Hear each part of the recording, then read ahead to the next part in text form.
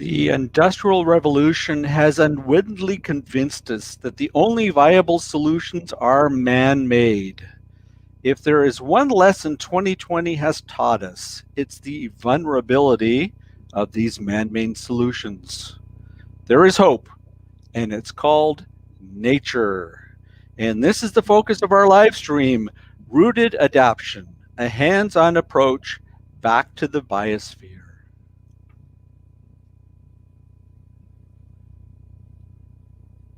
Welcome all.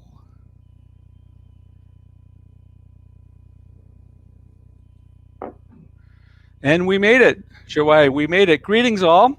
Welcome to our Friday live stream, and our subject is biomaterials. And I have Jiwei Zhou with me. Jiwei, thank you very much for joining today. And I think you have a number of things in store for us. And perhaps before we actually go ahead and get started, perhaps if you can go ahead and share some information about yourself with the audience.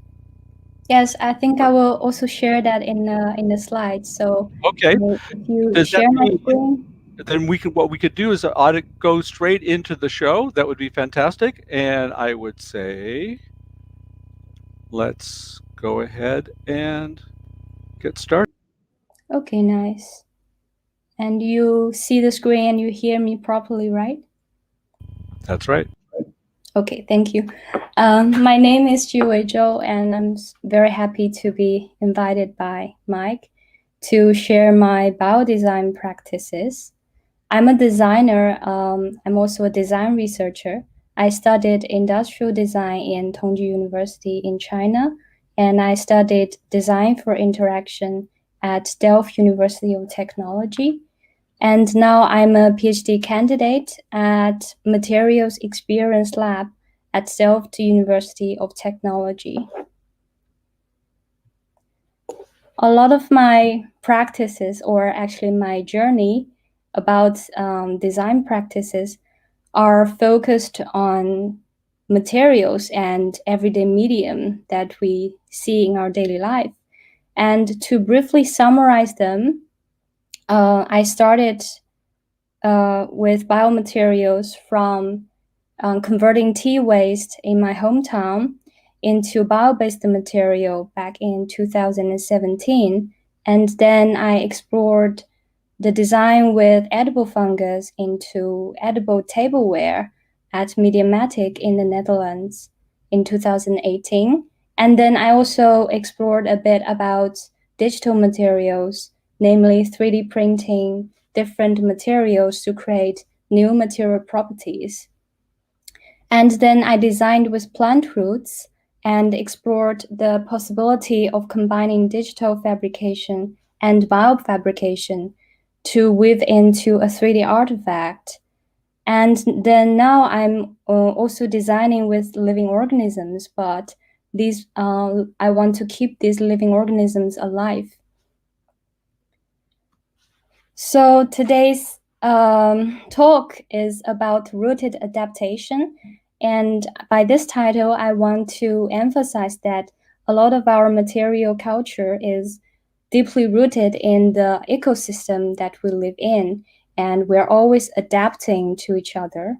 And as a designer, we always take a hands-on approach to bring the materials we use back to the biosphere. And the agenda. Sorry, Jiwei, we don't see the slides moving. I just wanted to let you know. Really? No. Okay. Strange. Do you see it now? Nope. Okay, then maybe I should. There we go. End this screen mode.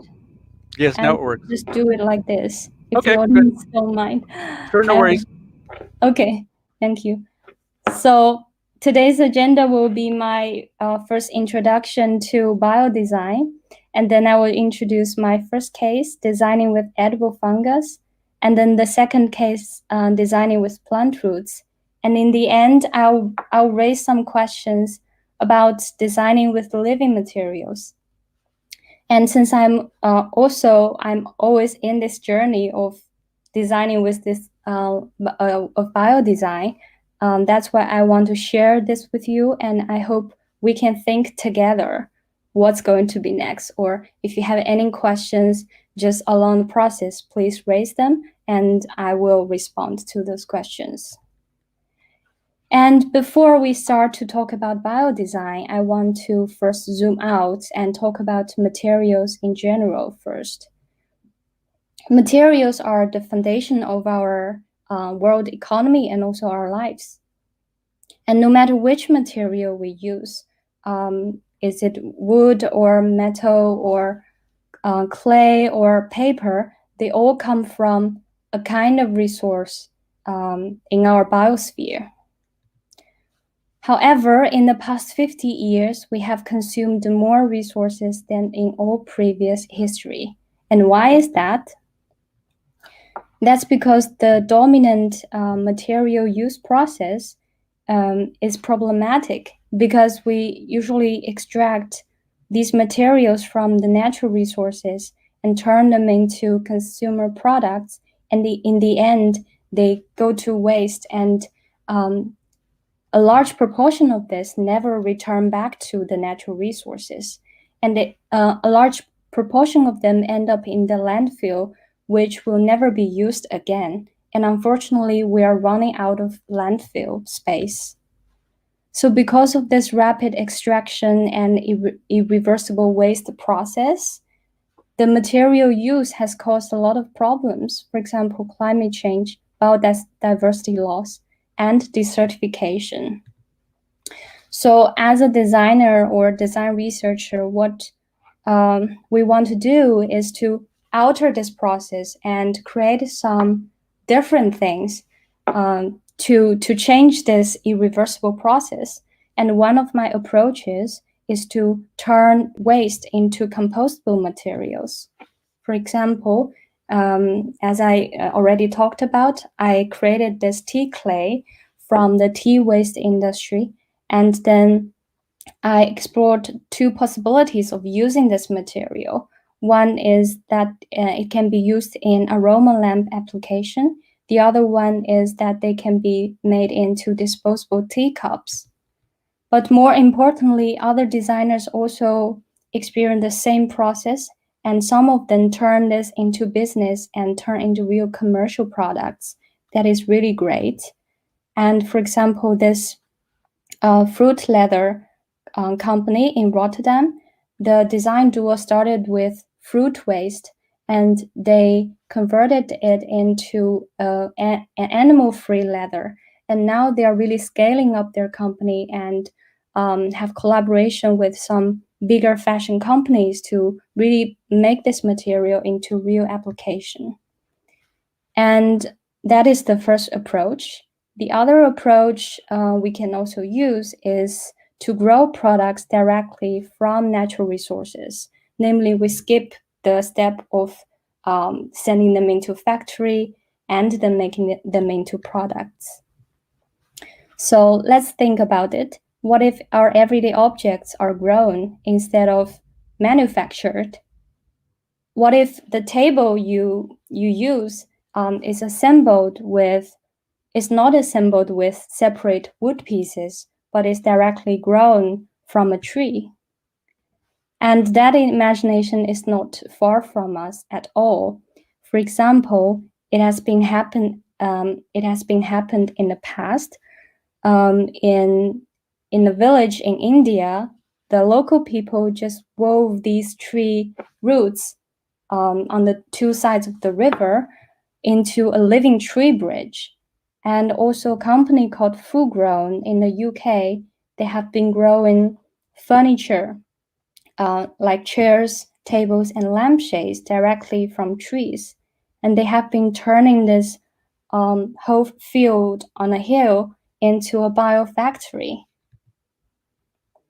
And also other designers are also making such efforts. For example, there are companies who are turning bacteria pigments into fabric dyes, and turning mycelium, which is the root of mushroom, into wall tiles. And also companies who are turning algae into living ink. And other designers are also exploring other unusual living organisms such as plants and weave them into address. And now I'm going to share with you two of my past projects designing with living organisms. One is the bowl made of edible fungus. The other one is the low stool made of plant roots.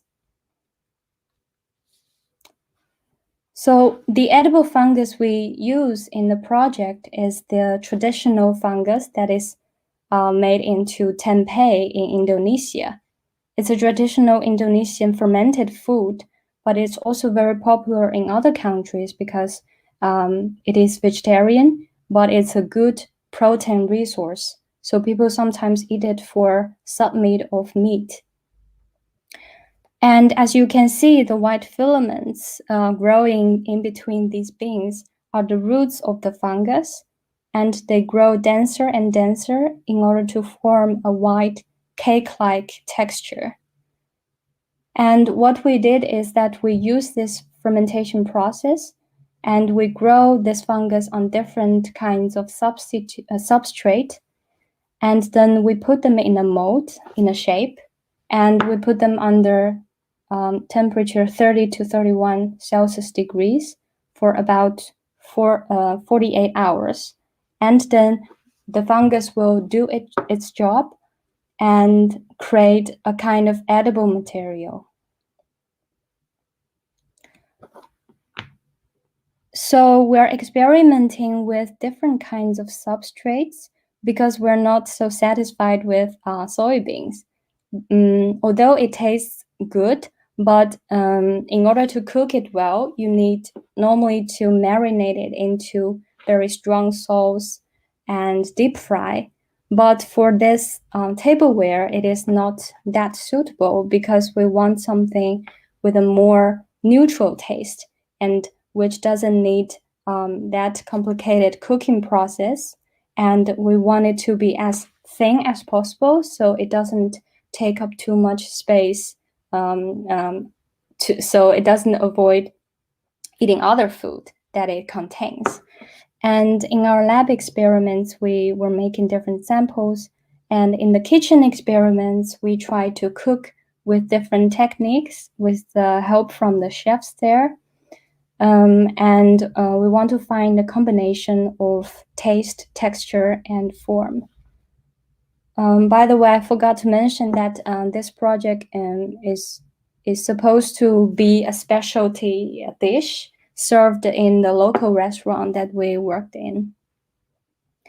And every 2 days, we bring these freshly cooked samples to different people. For example, our colleagues, the chefs, and also some guests of the restaurant. And we ask for their immediate feedback. And the process was really fun because we sometimes get very intuitive reaction from people, sometimes good, sometimes bad. For example, it smells like bread. It should be more crispy. And no, I don't feel safe about it. And we also organized this kind of taste event to invite more people and have a discussion together. In the end, we ended up with a tempeh bowl of two different ingredients. One is poppy seeds, the other one is quinoa. And we finally found this combination because it is lightweight and the texture is really crispy and people really love it. And maybe more importantly, it looks not that scaring because people normally feel not safe to eat it. And the poppy seeds and quinoa, they are different. They are slightly different. Poppy seeds is rich in protein, fat, and has a nutty taste. And quinoa is rich in carbohydrate, and it has this glutinous texture, and it also has a sourdough bread taste.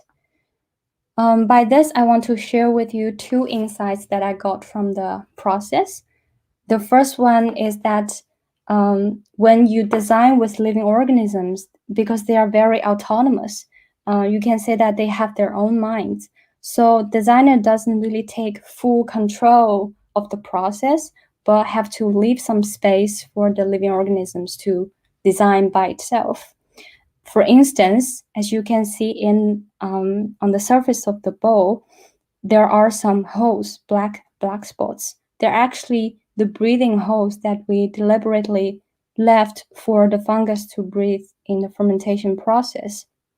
And that's why they do not grow inside the hole, because they cannot be exposed to too much oxygen. And also on the edge of the bowl, you can see organic shaped black edge. That is also because there the fungus gets more air exposure, so they do not grow that much.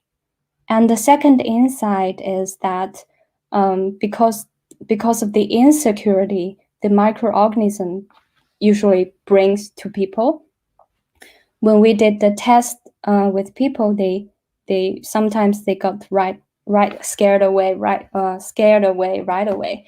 And that's why I think designers should consider this fact in the designing process, how to make the end product looks nice and safe. And this is what we ended up with. We served this bowl with vegetable soup, and the way of eating it is to, of course, you can eat with a spoon, but then you can also rip off some part of the bowl and dip it inside the soup, and then finally you can eat them together. The second project I'm going to share is to grow a low stool with plant roots. You must already know oats as a food, and you might also know the oat grasses that your cat can eat, but you might not know that they can be woven into these man-made patterns, and they can be grown into a textile-like material. And Diana Scherer is the artist who created this technique of training the roots into such intricate patterns.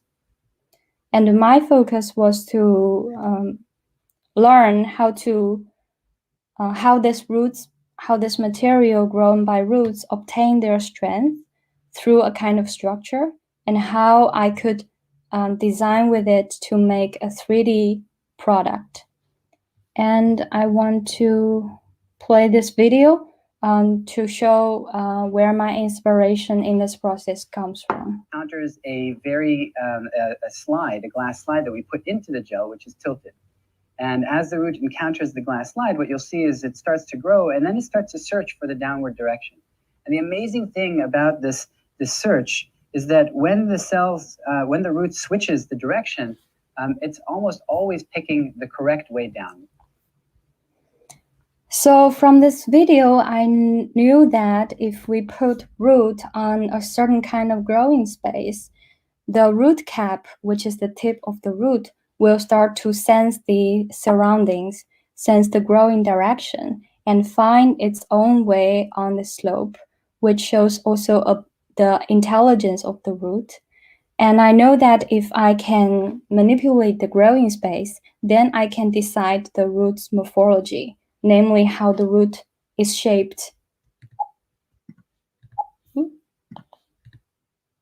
Yeah, so I did experiments based on this phenomenon, and I explored the roots, like what forms the roots can grow in different growing spaces. And I discovered that in a closed space with a flat bottom, the roots will first grow to the bottom of the space, and it starts to go around and find the boundary, and it will grow along the perimeter of the space, and in the end it will show this shape.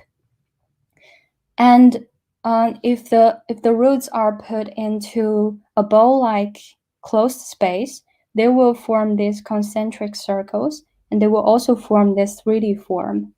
And in the end, if the roots are grown in a closed, sharp cone space, they will show this kind of tip, and the curl.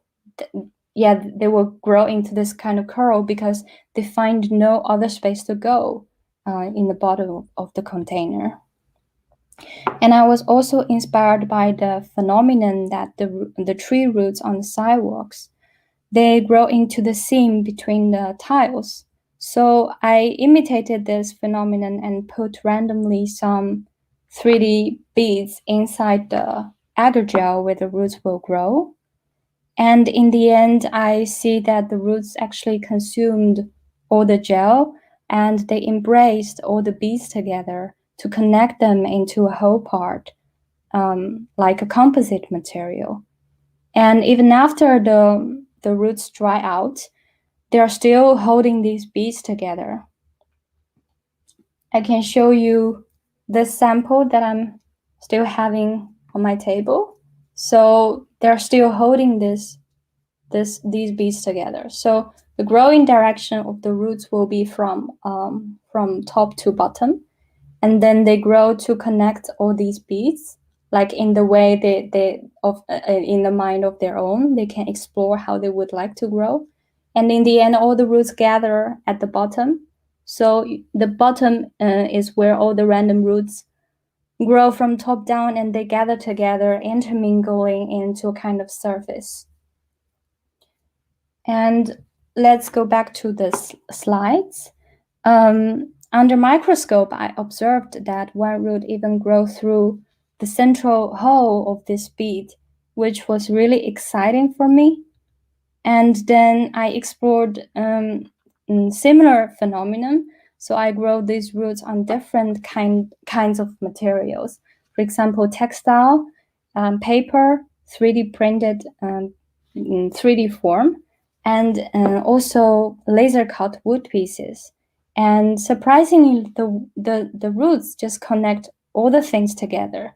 So to me, they're like a glue.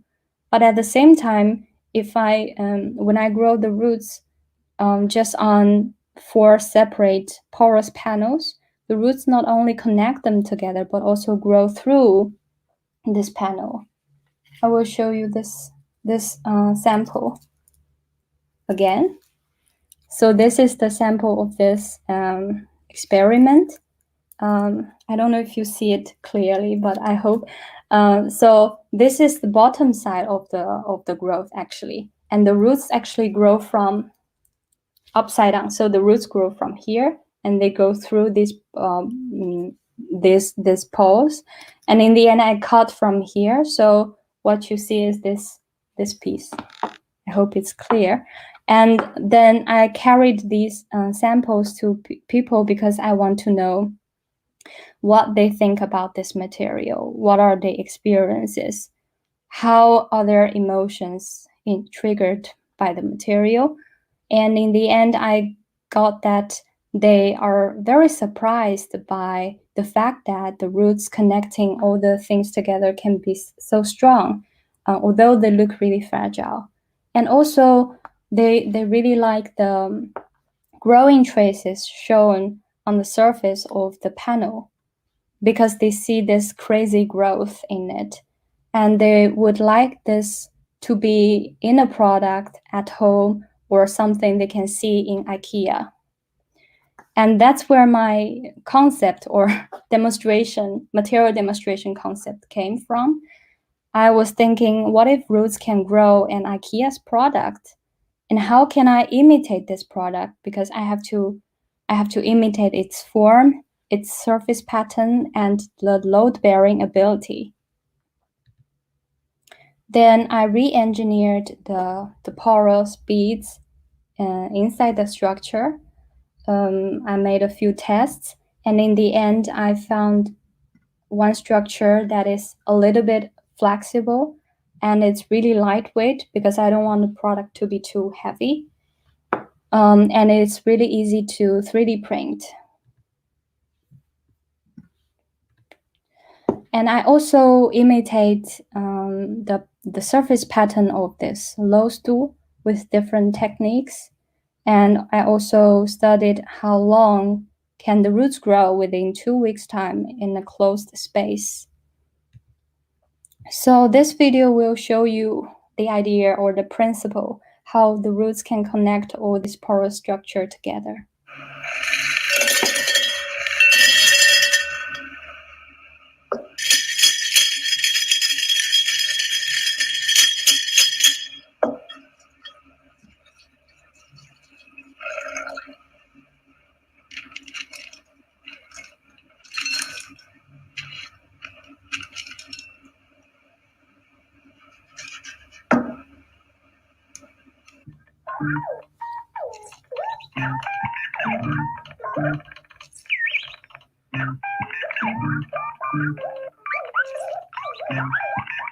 The little yellowish thing is the root cap, and you can see they are searching for their ways.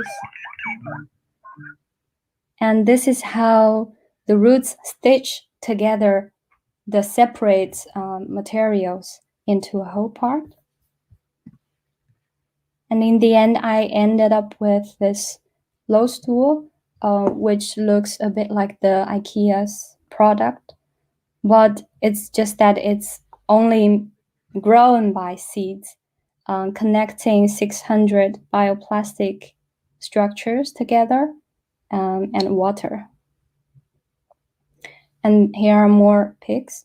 Yeah, I could, in the end, I could sit on the stool, so it can really bear load. And this project actually shows the both robust and delicate sides of the root. And more importantly, I think roots are not just a material. They are not just, yeah, they are a living organism, of course, but they're not just a material sample, but they have something to offer to other materials. They have this growing ability as a bioglue to connect other materials. So after this, I was thinking maybe the application could extend to larger scale, like carpet or tapestry. It could also be a kind of natural repairing system that one day the roots can repair a kind of broken structure and make it strong again. And that was this project. After a while, looking back, I saw that the roots actually get yellow, and because they are not nourished anymore, basically they are dying after I harvest the material. And I started to think that, yes, of course, the bioprocess is a production method for us, and the livingness is also very productive. But just like other living organisms used in medicine or food, the materials will be killed in the end, so they're not living anymore. And I realized that during this design process, I developed really the empathy with the living organism. For example, I would describe them as the roots as they're looking for their ways, or I would describe the fungus as they're suffocating. And what if we can keep the materials alive? Some people are already making this effort. For example, a company developed air refreshing wall decoration made of green microalgae, which uses photosynthesis to fresh the air indoors. And also bioluminescent bacteria can be used as a natural energy resource.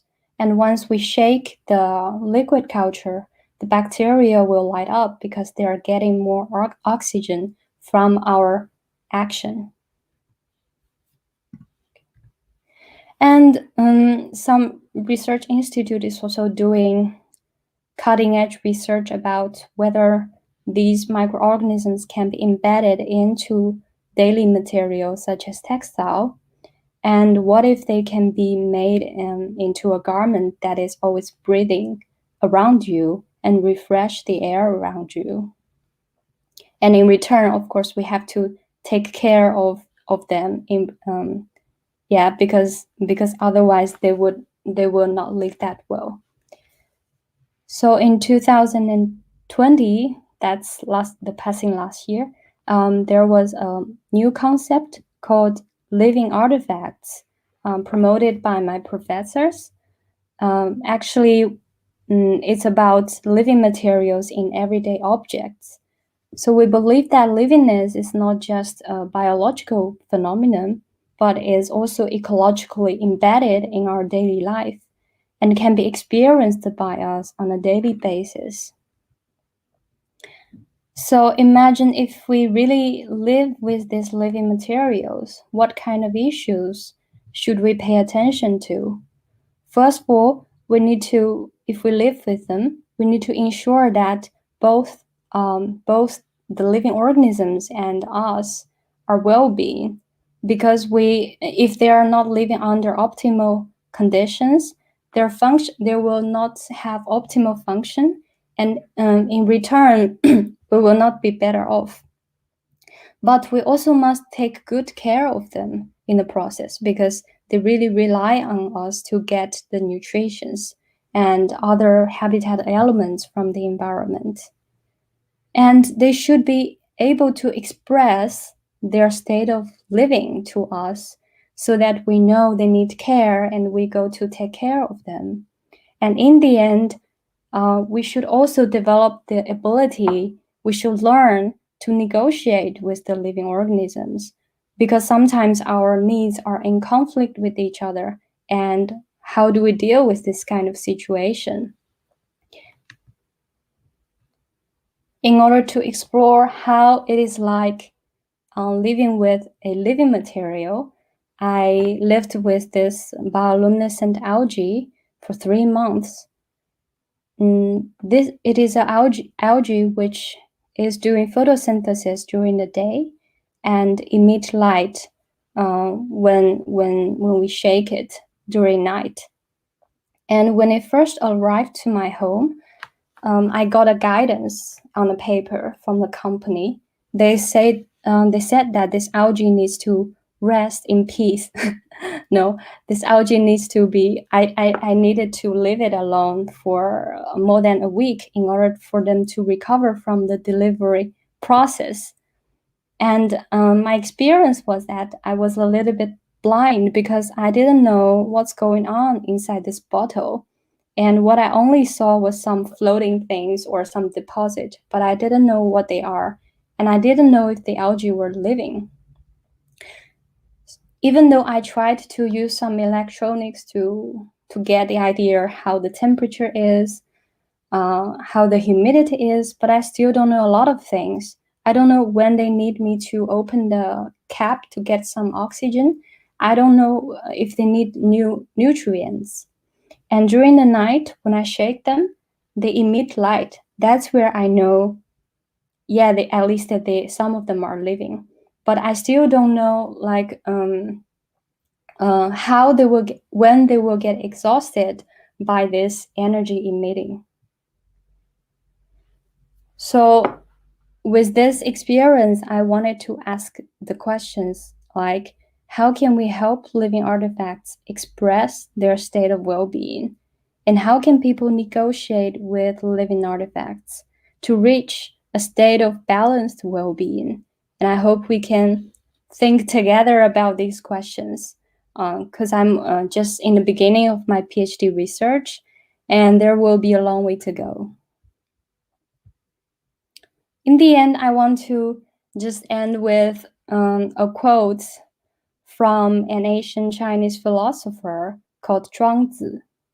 And he was saying that from mirage to dust, we all share the same livingness. And I want to say from this quote that it is indeed that we live with all other living beings, and we share the same habitat. And we really need to learn how we can live together. And I want to say that we are all connected, and we need to return this material culture back to our biosphere and learn from each other in order to be better off together. And this is all what I want to share today. And I welcome your questions or any comments or anything you would like to discuss together.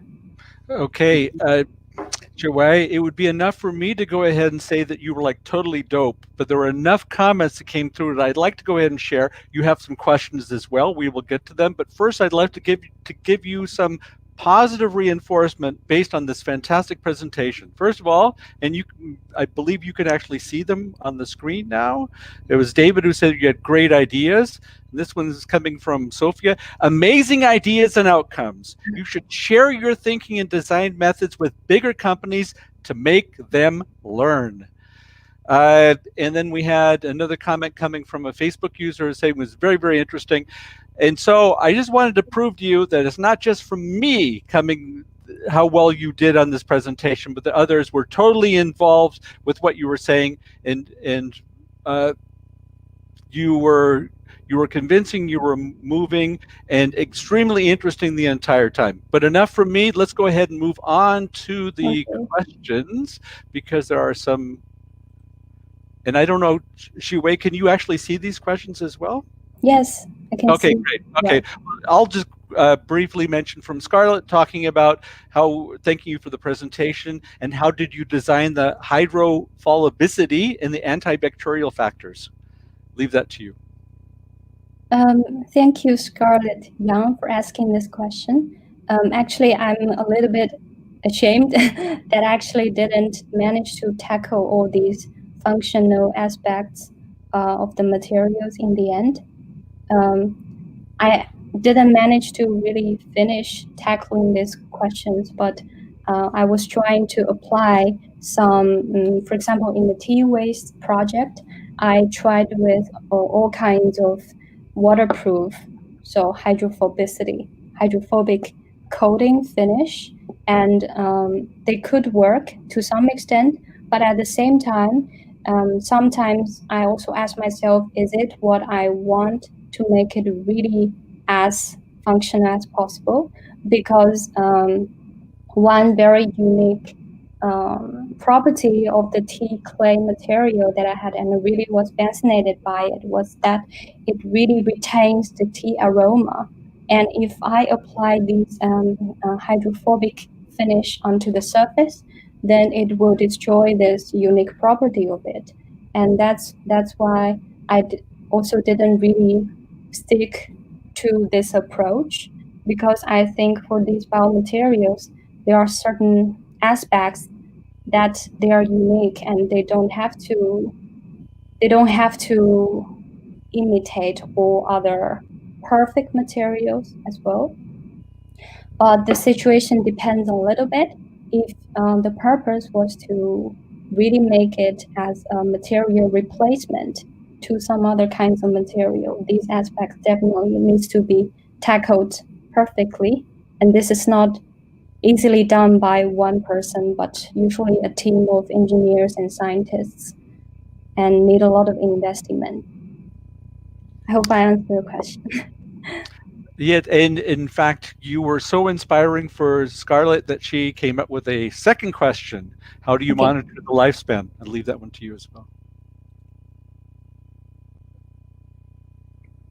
I was wondering which material were you asking? But maybe I can take the plant roots lawsuit as an example. So for the lifespan of the plant roots,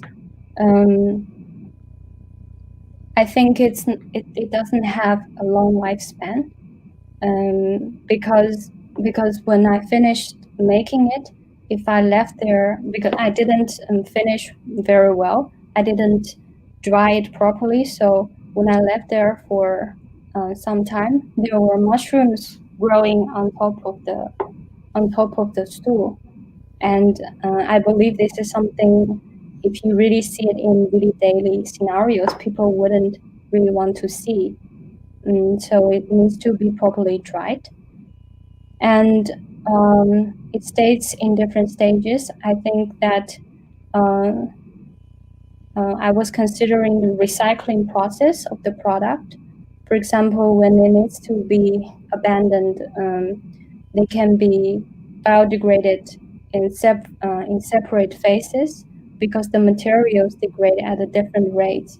For example, the roots will degrade faster, while the bioplastics inside will take longer to degrade. So there should be different methods of completing this loop. But if you are asking about the bioluminescent bacteria or bioluminescent algae, I think there needs to be some digital tools involved to monitor. For example, I think the most important thing is about the habitat conditions. If they're under the optimal conditions, they can live. They can live as long as possible. But if there is something that is devastating, then it's really hard for them to survive. So that's really important to monitor their habitat elements constantly. Okay, well then, thank you very much, Scarlett, for those two questions. We have one from Evan, who was asking whether you've thought about turning the growing plants to direct their growth, like gravity 3D printer. And I think you were going in that direction, but I might be wrong. Jiwei, what do you say about that? This is exactly what I did.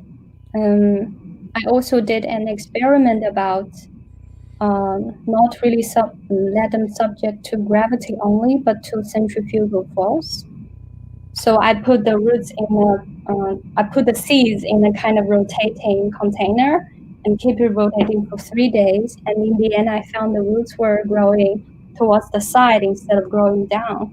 So the roots were actually they can be directed with this kind of external forces in terms of turning their growing directions. And the fact that they could connect all these 3D prints was that when they made a kind of barrier, they would turn their direction until they could grow down again. But it's very interesting what you said, a gravity 3D printer, because I have never heard about it. And if it's possible, would you give more explanation? Evan, that's a call to action to you. She's asking for you to reach out. So please take note, Evan, and I'll reach out to you personally in case you don't get any action, Jiwei, on that, because Erwin's a good guy, and so I think we should go ahead and bring you two together. There's another question from David tied to research papers on that of what you're actually referring to. Perhaps if you could allude to that. Yes, I have recently just published a research paper about designing with plant roots, and basically the main contribution in the biodesign field was the process that I tried to systematically understand how the roots grow under different growing conditions in different growing spaces when they meet different barriers. It's not very difficult to read paper, so I would how can I give this name of it to you? But I could probably There's an easy solution. What we can do, Jiwei, is add this to the show notes of this video so that not only those individuals who are watching today can go ahead and perhaps revisit the video because it was so enticing. I certainly will, that's for sure. But Okay. for those individuals who actually stumble across the video after we've gone through this live stream, that they would have privy to that information as well. So if you can provide that to me, I'd be more than happy to go ahead and provide that to those who are watching the live stream. Okay. Yeah, and I think that there are some general questions. Evan says he's taking you up on the offer. So in other words, there's no question, and I will take responsibility for bringing you two together. Be very happy to do that. Let me come up with a comment from Sophia because I thought it was quite interesting as well. Next step could be to where they naturally live instead of growing them inside and utilizing their power and harmony to grow objects we need and let the symbiosis do the job, which I think is kind of part and parcel of what you were talking about. Any thoughts on that one, Jiwei? I think it's a really great idea, and I would say that it's not even the next step. It's happening right now. I mean, there are designers who specially design for connecting us with the organism in nature. There is a very nice HCI, human computer interaction, paper about how we could go into the forest and use 3 kinds of different digital tools to detect where there are mushrooms around us. And there's also one designer called Romy Snyders. I don't know if you heard of her, but she showed also her work in Dutch Design Week this year, that how she speculated about that we could hear the trees talking with each other just in natural environment. And I think that is really, really interesting, but it's something different than what I'm trying to develop in my PhD research. but I believe both of them are very interesting. Sorry. Yeah. Sorry for the complications there. I was trying some things out, and I should try all these things in advance because that's how you run across hiccups. But no, I agree. I think that these are things, and that's what I took away from your presentation, Jiwei, that these are things that are already out there, and in fact, nature's doing it whether we like it or not. And so the question is, to what degree we try to let nature lead the dance, and we just accompany nature with the dance, which I think is really the question, right? Yeah. I would like to just kind of pass on some of the general questions, or not questions, but rather comments that have come through. This is coming from Yiran, who says this can be the alternative for takeaway packaging. It can be very sustainable. I don't know if you have any examples, perhaps, of how these processes are used for packaging. There is one really interesting example, but I checked it not a long time ago, but I found the company was not doing very well recently. So it's a German startup company. Their idea was to collect leaves, just leaves found in nature, and to process them with a kind of pressing technique, so that they can be shaped in a kind of takeaway box or one-time use plate for some food. And it is really interesting because I believe their process is not as complicated as as some of there are chemicals involved, but they really did it simple but effective. And also I know that there is one design that tried to create cutleries from starch, and I remember it's in India, but I'm not so sure. And it's already on commercial scale, so they are using it. Great. I have a couple questions, and then I think we'll come to an end. Check and see if we have any other questions. Oh, actually, sorry. Before I do that, we have a question from Shiyun. If the living material is used as a structure in architecture, what do you think? Did you try anything about that? The living materials in architecture as a structure. What I would think is still the tree trunks or tree roots, and I think these are really strong materials that can be functioned as a kind of structure in architecture. At the same time, I also think that we tend to ignore a lot about traditional materials and where they come from. For example, trees are really important natural resources, but at the same time, sometimes we already are too familiar with wood, and we wouldn't think they came from a kind of biomaterial. And at the same time, I think bamboo is also a very nice structural material in architecture. And I believe there are already a lot of people trying to do this, applying bamboo in a kind of housing. And I know in India as well, there is a company, I believe Mike has more information to tell here. So they also are making houses with bamboo structure. Yeah, that's right. In live stream that you and I had together with some other really interesting people, we had a gentleman by the name of Prashant from India who builds low-cost housing using bamboo. And it was very interesting, not only that he was able to use something that was indigenous to the area, and of course using 100% biomaterials, but he was able to go ahead and make this process scalable because he made a complete process out of building the low-cost housing. So not only can biomaterials be used for very essential goods such as housing, but we can actually go ahead and make in a process that is scalable, due to the processes that we put together. But I have one question for you, because I want to allow myself this opportunity to at least ask this one question. This is all tied to biomaterials and technology, and I'd be keen on your opinion on this one, Jiwei. Do you believe that technology can be used as a means to speed up the nature process, so that we can actually make many of these processes, or many of these products, better said, coming out of biomaterial, that we can perhaps produce them quicker, bring them more to scale? What are your thoughts on that?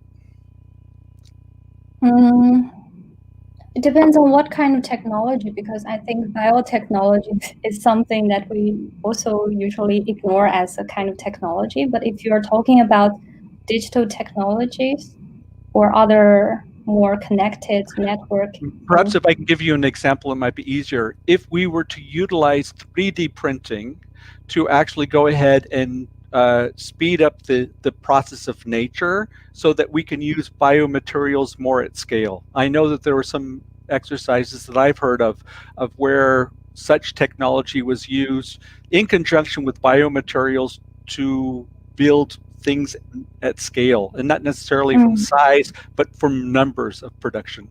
Yeah, I think what 3D printing, this kind of fabrication technology, could help is that they can really, we can really manage, we can really precisely program the structure, and so we can program the behaviors, and we can also manage more locally. So it's not a waste of, because if you think as a bulky material, it's a lot of material used.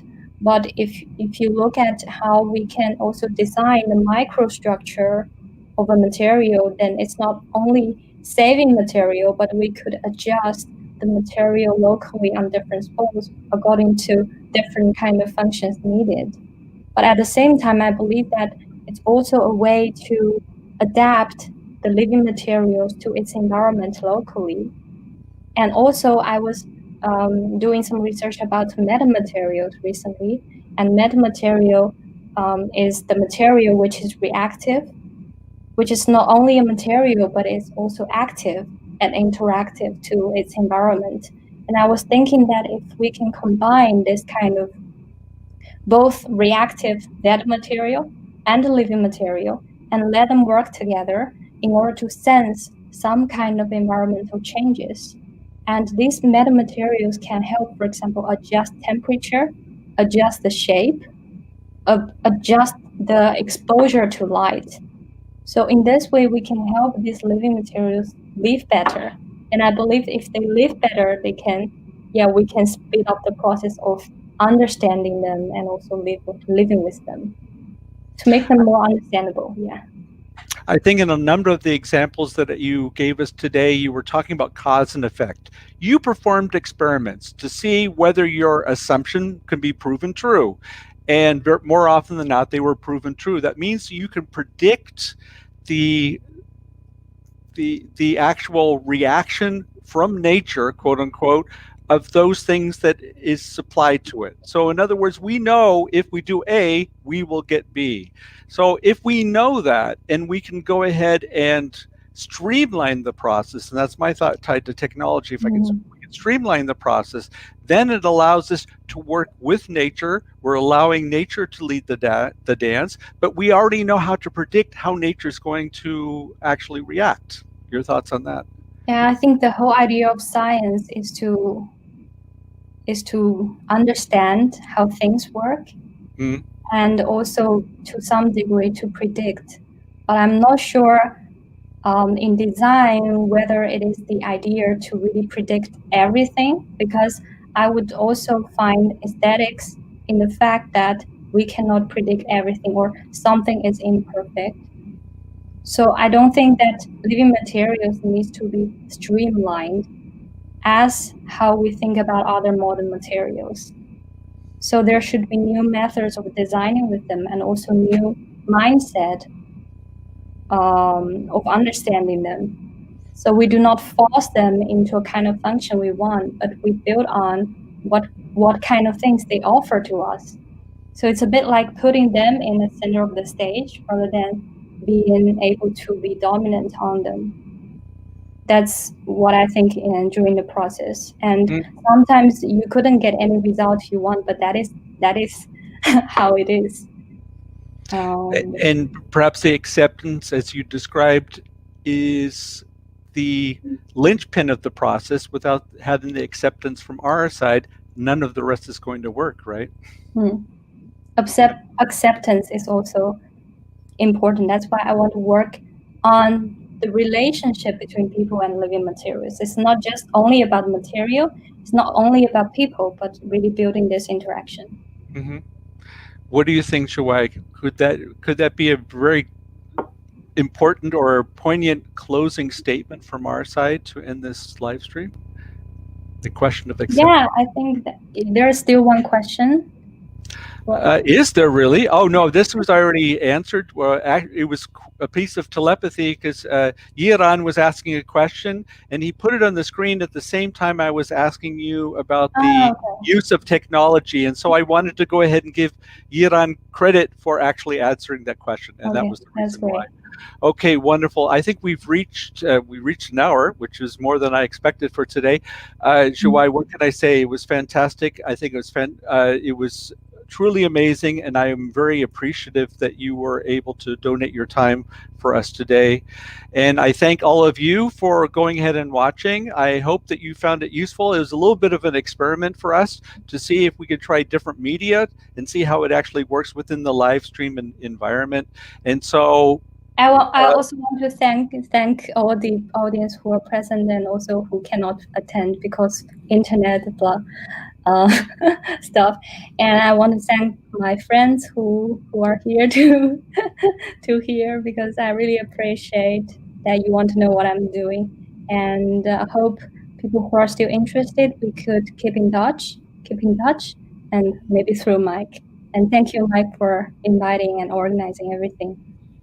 Oh no, the pleasure is all mine. And I think if that was a call to action to all of you, Jiwei is asking to stay in touch. So please heed to Jiwei's request.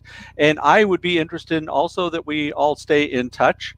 And with that, I would like to go ahead and ask you if indeed you found some value to be found out of this webinar. I would be really keen to get your feedback. If you would like to go ahead and subscribe to any future live streams that we'll be holding, either you can get in touch with us on this YouTube link, which I hope will be able to be changed to something a little bit more digestible here very soon. Conversely, we have a company page on LinkedIn, and here is the address. Please feel free to go ahead and subscribe. Look forward to your feedback. Thank you very much for attending, and I hope that you will find the time to join us for our next live stream. Thank you very much.